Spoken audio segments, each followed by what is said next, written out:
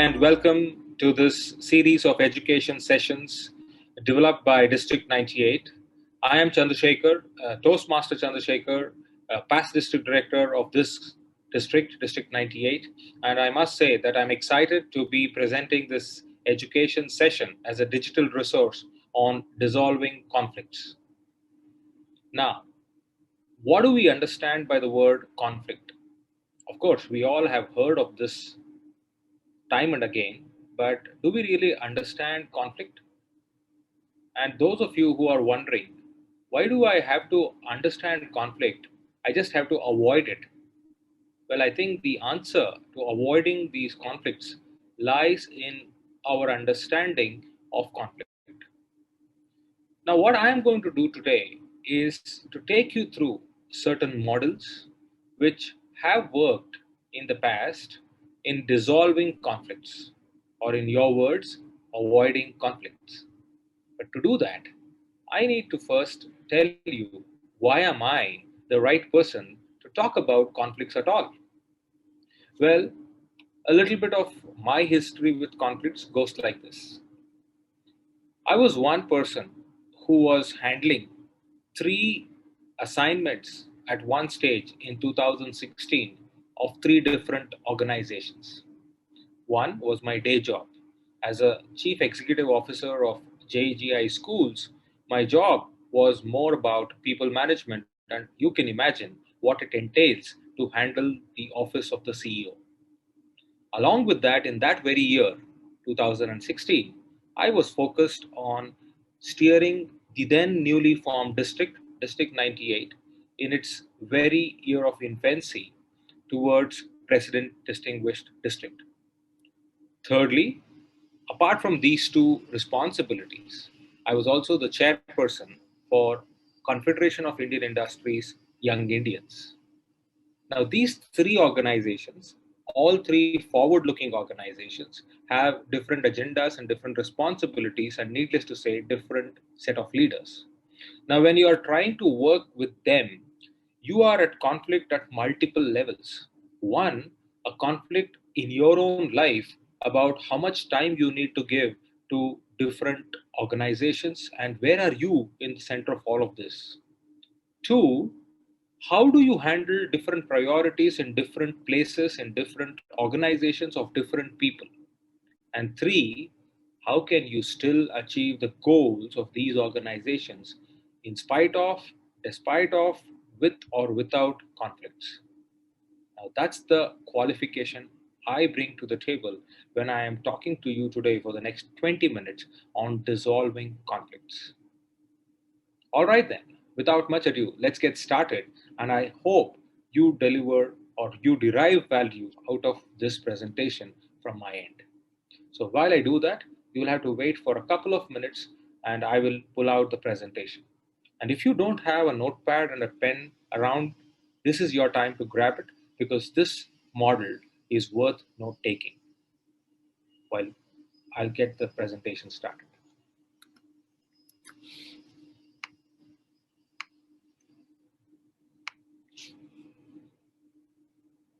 All right then.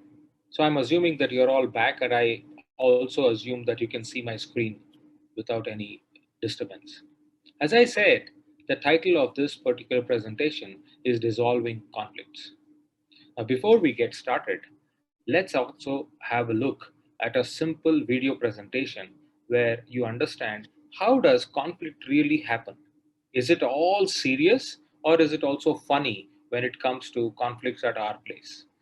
This scenario, which is an animated video, will give us some idea about conflict, and this is also the right time for you to go back and anchor onto one such conflict which you are toying with at this point in time. It may be from your personal life, it may be from your Toastmasters life, it may be from your work life, or it may be from your friend's life. But the idea here is to keep one conflict in the center for the rest of the presentation so that we can analyze it from different dimensions and perspectives. So for that, you'll have to give me a second. I'll pull out the video.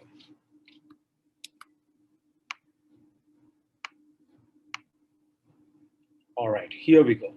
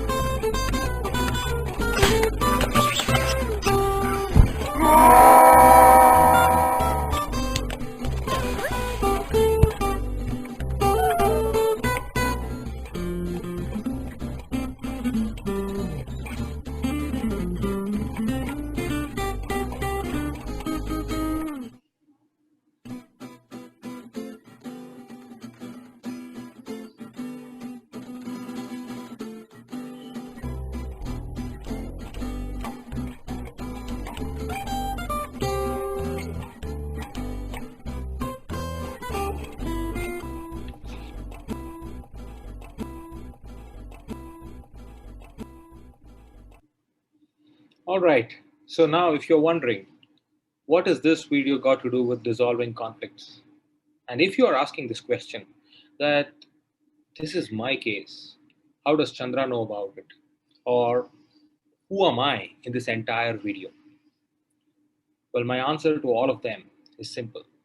This is not just connected or pertaining to only you, but it is pertaining to all of us, including my life.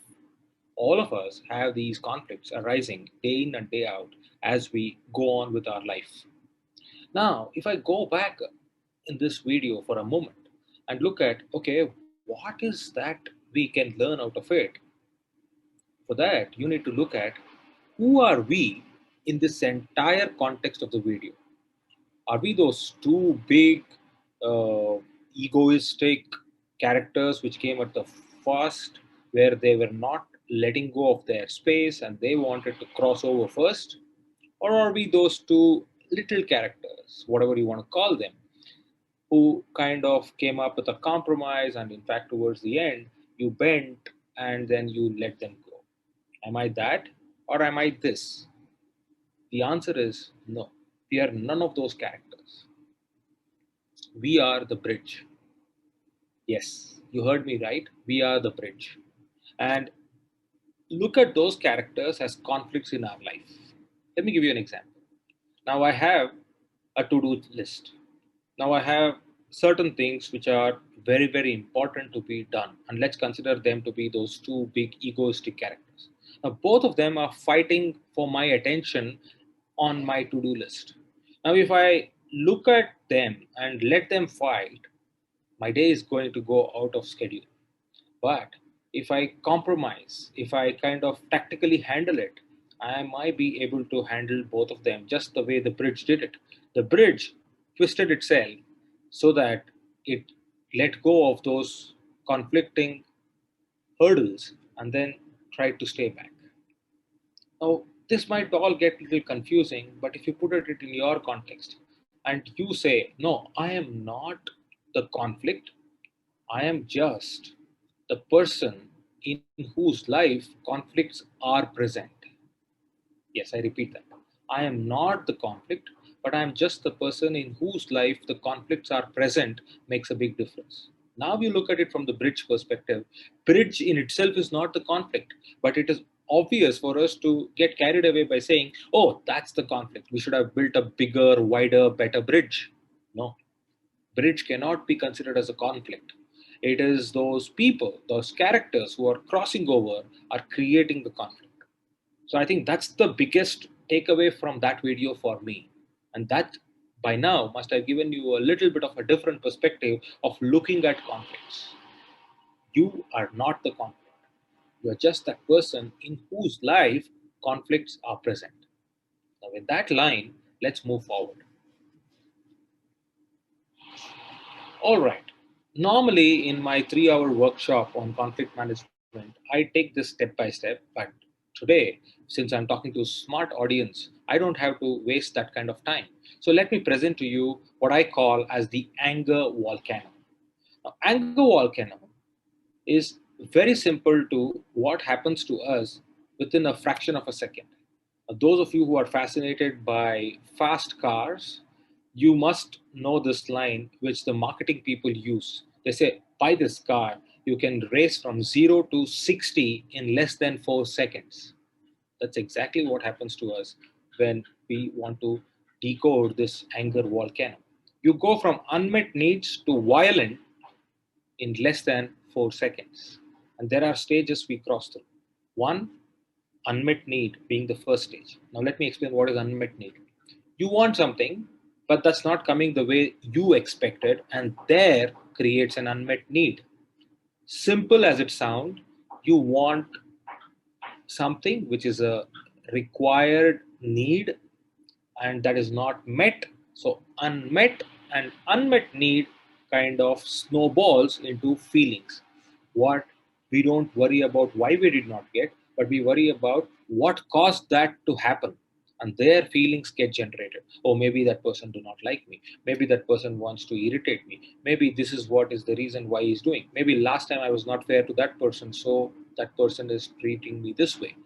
That's the feeling generated there. And from there on, move forward, you get anger. In that step from feelings to anger is an assumption. Why? Okay, this is the best way. The ego defense mechanism of an individual comes into picture because you assume that that person is doing it intentionally, or that conflict or that unmet need is because somebody has an intention to disappoint you.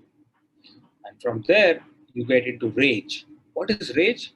Is you can call it Cold War, you can call it abuse, you can call it washing dirty linen in public, whatever you want to call it, that's rage, right? Nasty is another way of expressing it. And finally, it's the violence. What's the violence? Violence need not be beating somebody or belting somebody. Violence can be that expression which is one, uncalled for, two, nasty, and three, below the belt, in whatever way. That's what happens. And all of us, if we take a step back, we have things which we are not proud of. We have things which we feel bad about. We have done things in the past which we regret. And that's what can be referred as violence in the whole context.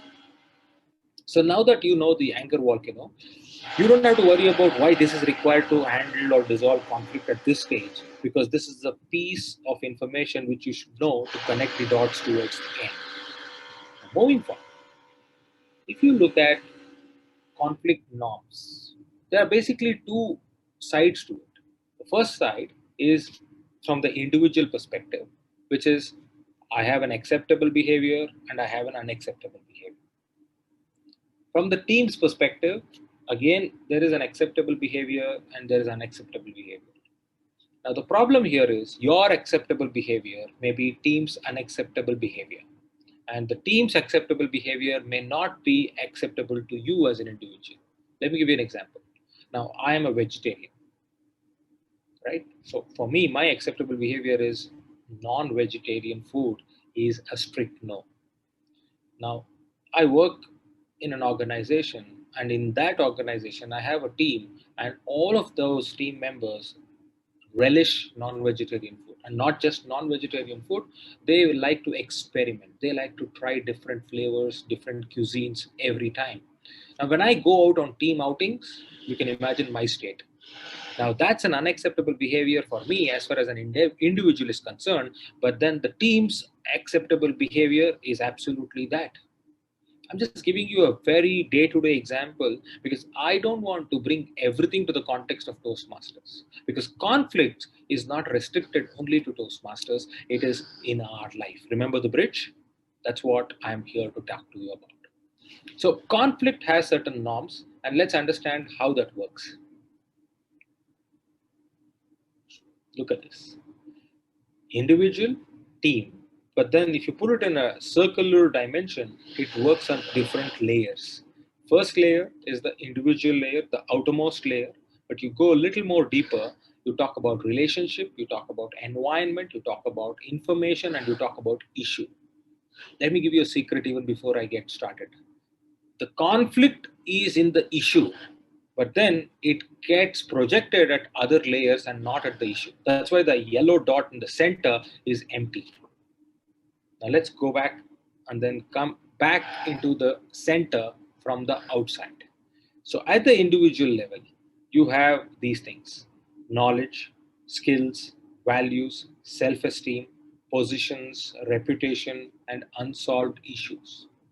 Now, unsolved issue may not be mistaken to the issue at the center.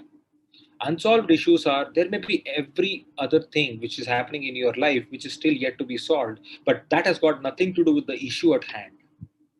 However, they play on your mind and that creates the conflict. I mean, ask yourself, people are trying to present to you something, but then there is something else going on, which we normally call as your conversation with yourself. So you keep conversing, and because of that conversation, you kind of question the issue on hand, and sometimes you may not even agree. So that happens at the individual level. The solution for that is self awareness. Try to be self aware and as much as possible, because the more you are self aware, the better it is for you to remove all of that, clear the clutter, and focus on the issue at hand. Second is relationship. A relationship, you look at that. Two, three individuals coming together, predominantly same things, unsolved issues, positions, reputation will come there, but then it's multiplied. It's in a pluralistic sense. So somebody has their unsolved issue, you have your unsolved issue, and then there is a clash. The answer there is open communication. You are self aware, they are self aware, encourage each other to express the reality, encourage each other to share openly, have an open mind, and thereby you reduce that iron curtain. The third one is environmental. Now we are all product of our environment. We work in an ecosystem. No one is working as an isolated individual or on an island. They say famous proverb goes like this: no man is an island. So when you look at that, there is a physical space, that is the space in which we all work. Then there is politics. Politics is not about the parties we represent or we prefer. Politics is about our ideology. Each one of us have a set of ideologies. So that's that. And then the culture. Now, what is the culture? Culture is a sum total of your values, beliefs, and also your skills. We are all upbringing, or we are all abroad or brought up in a particular manner where that culture plays an important role. So these are the different things which becomes a part of our environment. Sometimes it is external, and sometimes it is internal, because you were a part of that environment a while ago, but you are moved on to the next room, but still that environment is carrying over with you. It happens when you attend a Toastmasters meeting on a Friday evening or a Saturday morning, and then you come back to your workplace or you come back to your home. You are in that environment, but suddenly here you don't find encouragement, you don't find applause, or you don't find that positivity, and you are at conflict within yourself. Now, with all this, there is another piece which is information. And what's that information got to do? Information is closer to the issue. Now, look at it in that model. Issue is at the center, the immediate surrounding layer is the information. And that information gives you facts, opinions, and perspectives. But we are not interested in that because we are coming from the external point of view. We're coming from my value system, my beliefs, my values, my unsolved issues to the real issue. No. So the only way out of conflict is inside out. Go to the center and then come out. So when you are at the issue, then look at what is the information that issue is talking about. What are the facts? What are the opinions? What are the perspectives? Now, by then, you don't really worry about the environment. You don't really worry about relationship. You don't really worry about individual. Let's take a very visible example. Just imagine there is a fire. There's a fire in the building opposite to you. The fire men come around and then they start getting into action. Now, will they worry about how did this cause, who caused it, what happened? No. They straight away go to the center of the issue. There is fire, which is the tipping point or which is the nodal point. They try to extinguish that. And around that, they start looking at what are the facts available. What is the degree of burn? How can we solve it? Can a couple of tankers solve this, or they need more help? They need paramedical staff, they need other support systems. That's the way it works. Conflict in that context, in a visible way, I'm just trying to put it in front of you. Right? So the answer, if you look at this model, is not from the outside in, but it is from the inside out.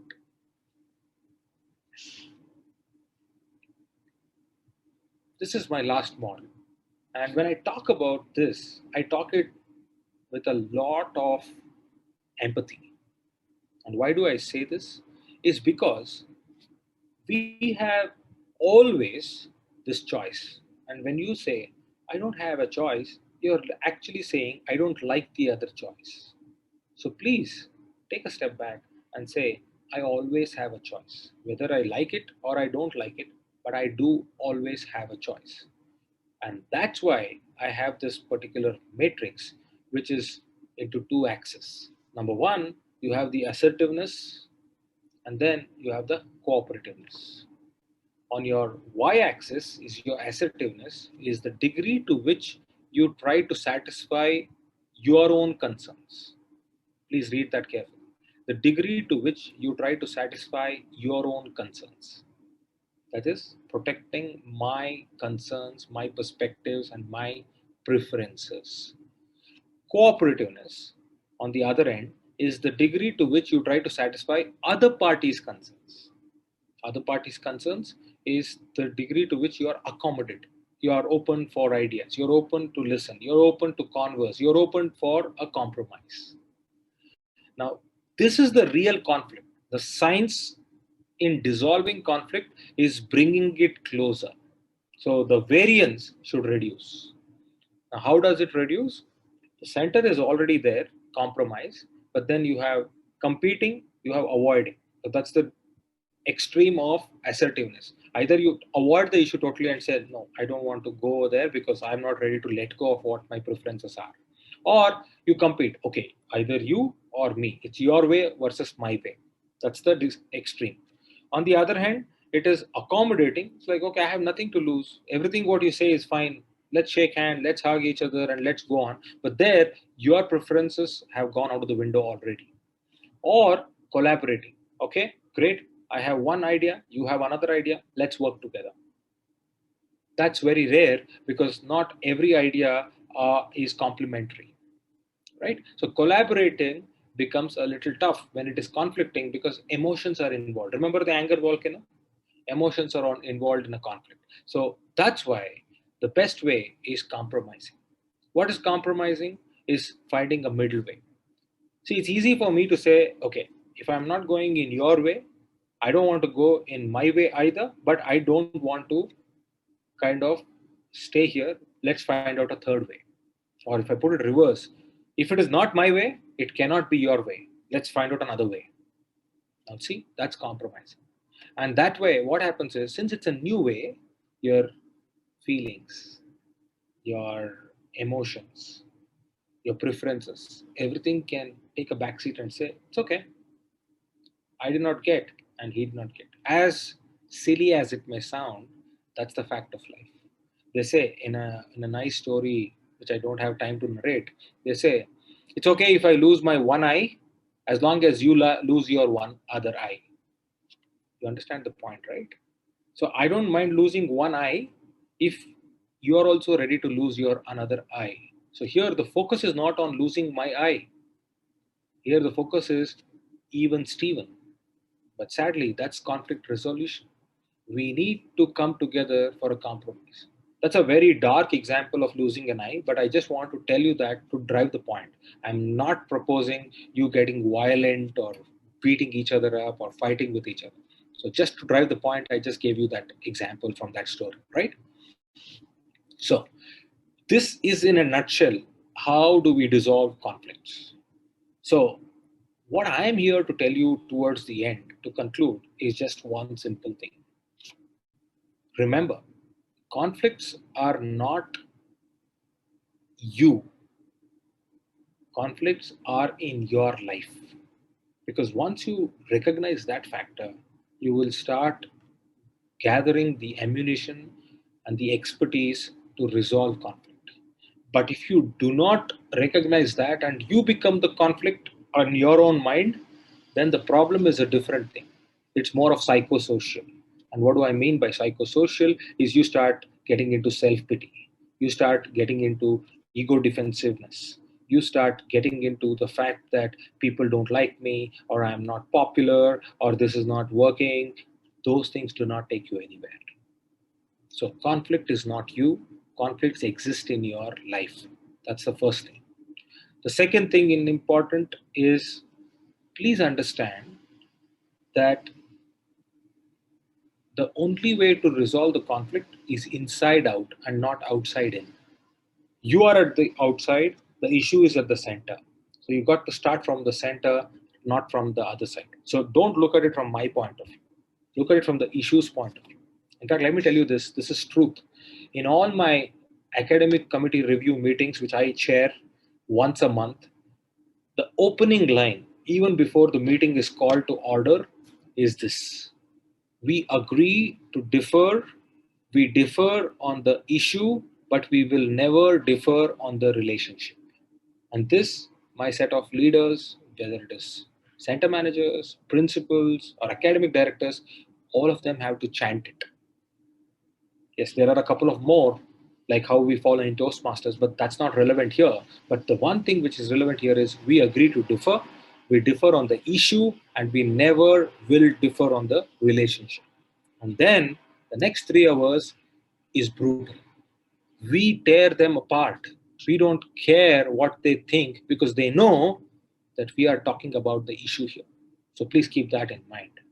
And the last part is this: as nice as it sounds that collaborating is the way forward, but when it comes to resolving conflict, don't start with collaboration.